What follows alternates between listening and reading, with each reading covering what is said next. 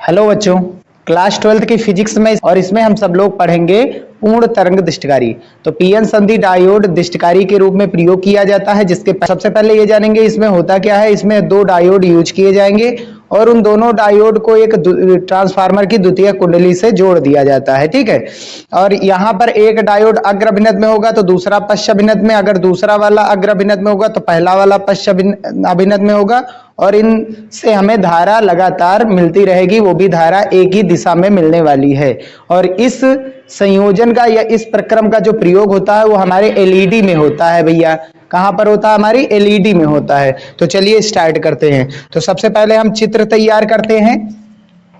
तो इसमें एक उच्चई ट्रांसफार्मर यूज किया जाता है। उच्चई ट्रांसफार्मर की ये द्वितीयक कुंडली है।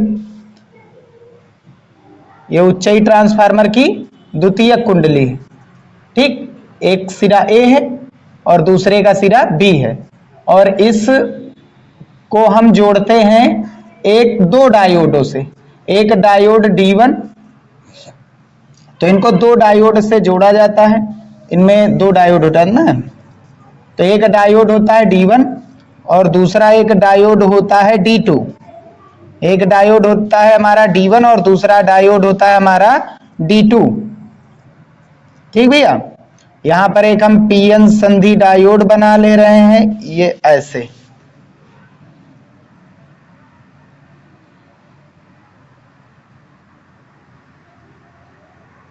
ये हमारा हो गया डायोड, ठीक। ये पी क्षेत्र होता है, ये एन क्षेत्र होता है। पी क्षेत्र और एन क्षेत्र। तो इसमें एक ट्रांसफार्मर की द्वितीयक कुंडली, ट्रांसफार्मर में दो कुंडली होती है, एक प्राथमिक और एक द्वितीयक। तो इसमें एक ट्रांसफार्मर की द्वितीयक कुंडली के सिरे ए व बी से दोनों डायोड D1 व D2 के पी क्षेत्र को जोड़ दिया जाता है, जबकि डायोड D1 व D2 के इन क्षेत्र को आपस में एक जोड़ दिया जाता है, आपस में जोड़ दिया जाता है। और इनका एक उभयनिष्ठ बिंदु लेते हैं, यानी ये एक तार से जोड़ते हैं और इस तार पर हम एक बिंदु लेते हैं। मान लीजिए वो हमने बिंदु ले लिया है M, एक बिंदु M ले लिया है। अब इस M बिंदु को और यहाँ पर एक ट्रांसफार्मर जो ट्रांसफार्मर है उसकी द्वितीय कुंडली पर एक टर्मिनल T ले रहे हैं। इनसे एक तार जोड़ दिया जाएगा। इनसे क्या जोड़ दिया जाएगा भैया? एक तार जोड़ दिया जाएगा आपस में, ठीक। और इस तार पर एक प्रतिरोध लगा दिया जाएगा, एक प्रतिरोध लगा दिया जाएगा, और उस प्रतिरोध का नाम है लोड प्रतिरोध RL। और ये हो गया उसका टर्मिनल C और ये हो गया D, ठीक। और यहां पर एक लगा रहता है, ये ट्रांसफार्मर की प्राथमिक कुंडली है। और प्राथमिक कुंडली क्यों है? क्योंकि प्राथमिक कुंडली उसे ही कहते हैं जिसके सिरों पर प्रत्यावर्ती वोल्टेज हम आरोपित करते हैं, ठीक। तो इसको AC को DC में बदलना है, तो निवेश हम कर रहे हैं AC और निर्गत हमें क्या मिलेगा? DC। AC में दो चक्र में धारा मिलती है, जिस तार से धारा जाती है उसी तार से वापस आती है। DC में जिस तार से धारा जाएगी उससे वापस नहीं आएगी, दूसरे वाले तार से वापस आती है। तो यहाँ पर एक प्रत्यावर्ती वोल्टता स्रोत जोड़ देते हैं। ये प्रत्यावर्ती वोल्टेज ऐसे बनता है, हमने बताया था। इसका समीकरण क्या होता है? V0 sin omega t। इसमें 10 वोल्ट 30 वोल्ट ऐसे नहीं आते हैं, इसमें V = V0 sin omega t ऐसे लिखा जाता है सूत्र, ठीक।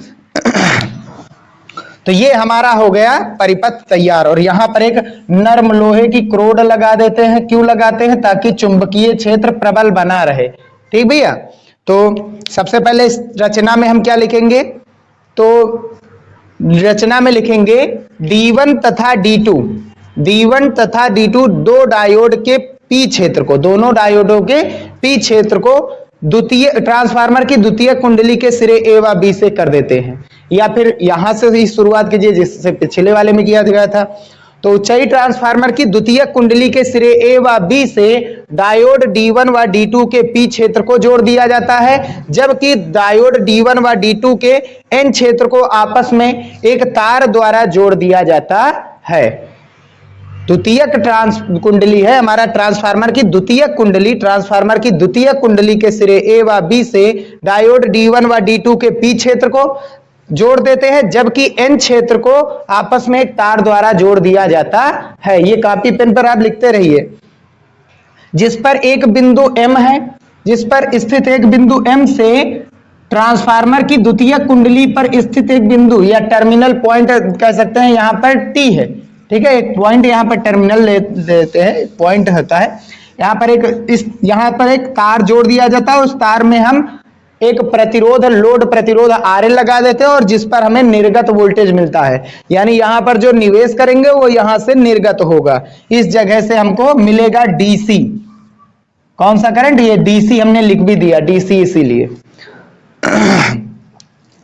तो जिस पर स्थित बिंदु M से द्वितीयक कुंडली पर स्थित बिंदु T को आपस में जोड़ करके वहां पर एक लोड प्रतिरोध RL या RL से जोड़ते हुए लगा देते हैं, बस ऐसे कर दीजिए। तो ट्रांसफार्मर की द्वितीयक कुंडली के सिरे A व B से डायोड D1 व D2 के P क्षेत्र को जोड़ देते हैं, जबकि N क्षेत्र को आपस में जोड़ दिया जाता है, N क्षेत्र को आपस में जोड़ दिया जाता है। जिस पर स्थित बिंदु M से द्वितीयक कुंडली के बिंदु T का संबंध आपस में कर दिया जाता है, जहां पर एक लोड प्रतिरोध RL CD के मध्य, यानी इसी पर CD के मध्य एक लोड प्रतिरोध RL जोड़ दिया जाता है, ठीक। तो जिस पर स्थित आपस में N क्षेत्र आपस में जोड़ दिया जाता है, जिस पर स्थित बिंदु M से द्वितीयक कुंडली के बिंदु T से एक तार पर लोड प्रतिरोध RL जोड़ दिया जाता है। ये हो गया स्टेटमेंट। अब हमको पता है क्रिया विधि या कार्य विधि क्या होने वाली है।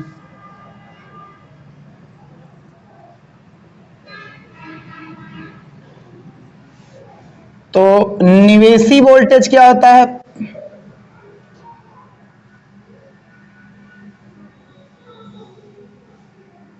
ये हमारा निवेशी है। कौन सा है? ये हमारा प्रत्यावर्ती वोल्टेज, या कह सकते हैं निवेशी वोल्टता।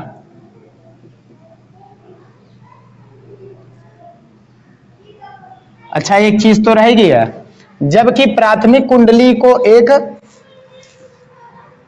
प्रत्यावर्ती वोल्टता स्रोत से जोड़ दिया जाता है, जबकि प्राथमिक कुंडली को एक प्रत्यावर्ती वोल्टता स्रोत से जोड़ दिया जाता है, ठीक। अब निर्गत कैसे मिलने वाला है वो चीज हम यहां पर चित्र बनाएंगे, ठीक। तो ये हमारा कौन सा वोल्टता है? निर्गत। वोल्टेज हमें मिल जाए, वोल्टेज से ही करंट मिलता है, निर्गत वोल्टता, ठीक। चलिए, तो क्योंकि हम जानते हैं यहां पर कौन सा प्रत्यावर्ती वोल्टेज लगा है, प्रत्यावर्ती वोल्टेज पहले आधे चक्र में क्या होता है? प्लस होता है, फिर क्या होता है? माइनस, फिर क्या होता है? प्लस, फिर क्या होता है? माइनस, फिर क्या होता है? प्लस। ये चीज हमने बताया था।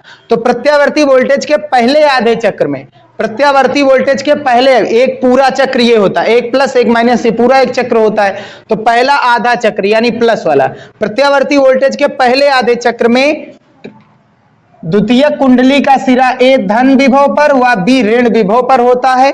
इस स्थिति में डायोड D का P क्षेत्र प्लस से, जबकि N क्षेत्र माइनस से होता है, या कह सकते हैं इस पर देखें, जबकि डायोड D2 का P क्षेत्र माइनस से जुड़ा होता है और N क्षेत्र किससे जुड़ा होता है? प्लस से जुड़ा होता है। यहां पर डायोड D1 अग्र अभिनत में व D2 कौन से अभिनत में आ गया? उत्क्रम अभिनत में। भाई जिस डायोड का P क्षेत्र प्लस से जुड़ा हो वो अग्र अभिनत में, जिस डायोड का P क्षेत्र माइनस से जुड़ा हो वो उत्क्रम अभिनत में। तो प्रत्यावर्ती वोल्टेज के पहले आधे चक्र में सिरा A, या कह सकते हैं द्वितीयक कुंडली का सिरा A धन विभव पर व B ऋण विभव पर होता है। इस स्थिति में डायोड D1 अग्र अभिनत पर व D2 उत्क्रम अभिनत पर होता है, जिससे हमें डायोड D1 से धारा प्राप्त होती है व D2 से धारा प्राप्त नहीं होती है। यानी कि धारा हमें प्राप्त होती है। धारा कैसे प्राप्त होगी? धारा हमेशा प्लस से किधर घूमती? माइनस। तो ये धारा इसमें ऐसे प्रवाहित होती है, यानी D से C की ओर हमको क्या मिलता है? करंट मिलता है। प्लस से माइनस की ओर आना है घूम करके, ठीक भैया। तो हमको पता है कि इस वाले आधे चक्र में करंट हमको मिलता है, तो करंट मिल रहा है, तो मिल रहा है, बना दिया हमने करंट, ठीक। ये प्लस माइनस का मतलब ये धारा जा रही जिस तार से, और माइनस का मतलब उसी तार से वापस आ रही। तो इस माइनस को हमको प्लस में बनाना है। डीसी ये डायोड क्या करता है? इन माइनस वालों को प्लस में बनाता है। कैसे बनाता है वो चीज देखते हैं। अर्ध तरंग दृष्टिकारी में माइनस वाले को गायब कर दिया गया था, लेकिन पूर्ण तरंग दृष्टिकारी में माइनस वाला प्लस वाला बनाया जाता है। कैसे, वो चीज देखते हैं। तो ये हो गया पहला। अब शेष बचे आधे चक्र में ए ऋण विभव पर व बी धन विभव पर होता है। इस स्थिति में डायोड D1 उत्क्रम अभिनत पर व D2 अग्र अभिनत पर होता है। ठीक, इसका P माइनस से जुड़ा, इसका P प्लस से जुड़ा, तो ये प्लस से जुड़ा तो ये अग्र अभिनत पर, ये माइनस से जुड़ा तो उत्क्रम अभिनत पर। तो इससे हमें धारा नहीं मिलेगी, लेकिन D2 से धारा मिलेगी। दो डायोड है, D2 से धारा मिलेगी। किस ओर मिलेगी?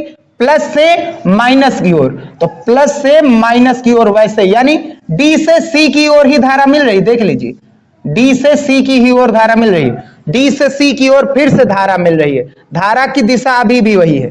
तो माइनस वाला देखिए क्या बन गया, हमारा प्लस बन गया। फिर आगे बढ़ते हैं।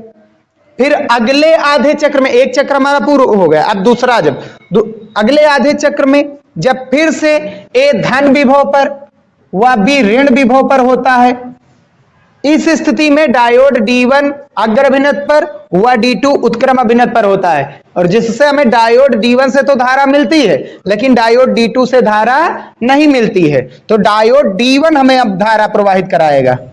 तो D1 से धारा मिल रही है, तो धारा, ये धारा है कह सकते हैं, या वोल्टेज कह दो, तभी तो करंट। बिना वोल्टेज के करंट कैसे मिलेगा?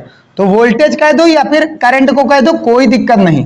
प्रत्यावर्ती वोल्टेज कह दो या प्रत्यावर्ती धारा कह दो, कोई दिक्कत नहीं, सब सेम है। ये हमारा T होता है। ठीक भैया। अब शेष बचे आधे चक्र में ये वाला हमारा कंप्लीट हो गया, ये वाला कंप्लीट, ये कंप्लीट। अब शेष बचे आधे चक्र में ये वाला देखिए उल्टा हो जाएगा।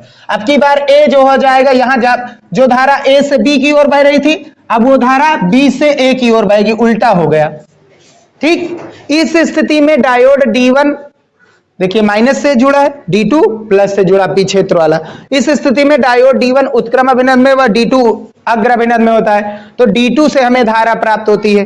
तो धारा हमें किससे प्राप्त होती है? D2 से। और यह प्रक्रम लगातार चलता जाता है और हमें जो RL प्रतिरोध है उसमें करंट D से C की ओर निरंतर प्राप्त होती रहती है। देखिए धारा की दिशा नियत बनी है, दोनों डायोड D से C की ओर धारा प्रवाहित करा रहे हैं, D से C की ओर। और ये होता है हमारा पूर्ण तरंग दृष्टिकारी। पूर्ण तरंग दृष्टिकारी मतलब इसमें जो निवेशी वोल्टेज है उसके पूरे के पूरे हमको मिल रहा है, पूरे के पूरे तरंग से, या कह सकते हैं पूर्ण चक्र से हमें निर्गत वोल्टता प्राप्त हो रही है।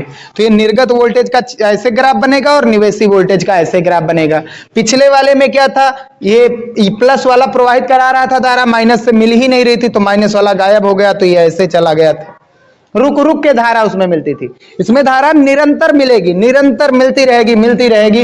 इसका उपयोग एलईडी लाइट इमेटिंग डायोड में किया जाता है, प्रकाश उत्सर्जक डायोड जिसे कहा जाता है, उसमें प्रयोग किया जाता है। चार्जर वगैरह में यही चीज यूज होता है, उसमें 2 डायोड लगे होते हैं। तो हमें अब याद रखना है कि अगर हमें करंट रुक रुक के चाहिए होगी तो हम 1 डायोड का यूज करते हैं, अगर करंट हमें लगातार चाहिए होगी डीसी तो हम 2 डायोड का यूज करते हैं।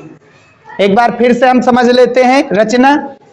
तो इसमें एक ट्रांसफार्मर की द्वितीय कुंडली के सिरे ए व बी से डायोड D1 व D2 के पी क्षेत्र को आपस में जोड़ दिया जाता है, जबकि एन क्षेत्र को आप थोड़ा जल्दी हो गया। इसमें एक ट्रांसफार्मर की द्वितीय कुंडली के सिरे ए व बी को डायोड D1 व D2 के पी क्षेत्र से संबंध होता है, जबकि डायोड D1 व D2 के पी क्षेत्र का संबंध होता है, जबकि डायोड D1 व D2 के एन क्षेत्र को आपस में जोड़ दिया जाता है।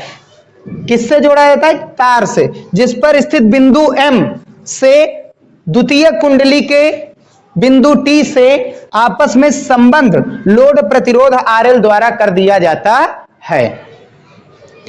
जबकि ट्रांसफार्मर की प्राथमिक कुंडली पर एक प्रत्यावर्ती निवेशी वोल्टेज लगा दिया जाता है। ये हमको लिखना था स्टेटमेंट यानी रचना में। अब हमको क्या लिखना है कार्यविधि में? तो प्रत्यावर्ती वोल्टेज के पहले आधे चक्र में ट्रांसफार्मर की द्वितीय कुंडली का सिरा ए धन विभव पर व बी ऋण विभव पर होता है। इस स्थिति में डायोड D1 अग्र अभिनत पर व D2 उत्क्रम अभिनत पर होता है, जिससे हमें डायोड D1 से धारा प्राप्त होती है व D2 से धारा नहीं प्राप्त होती है। अब प्रत्यावर्ती वोल्टेज के शेष आधे चक्र में द्वितीयक कुंडली का सिरा ए ऋण विभव पर व बी धन विभव पर होता है। इस स्थिति में डायोड D1 उत्क्रम अभिनत पर व D2 अग्र अभिनत पर होता है, जिससे हमें D2 से धारा प्राप्त होती है परंतु D1 से धारा प्राप्त नहीं होती, और यह धारा D से C की ही ओर प्राप्त होती है। यानी यहां RL पर ही ये करंट हम निकाल लेते हैं, ले लेते हैं, यहां बल्ब लगा दिया जाता है या कुछ चीज जोड़ दिया जाता है इसी जगह पर। यह प्रक्रम लगातार चलता रहता है और हमें पूर्ण तरंग में धारा मिलती रहती है। यह था हमारा पीएन संधि डायोड पूर्ण तरंग दिष्टकारी के रूप में। वेरी मोस्ट इंपॉर्टेंट है, 5 नंबर का हमेशा बोर्ड एग्जाम में पूछा जाता है।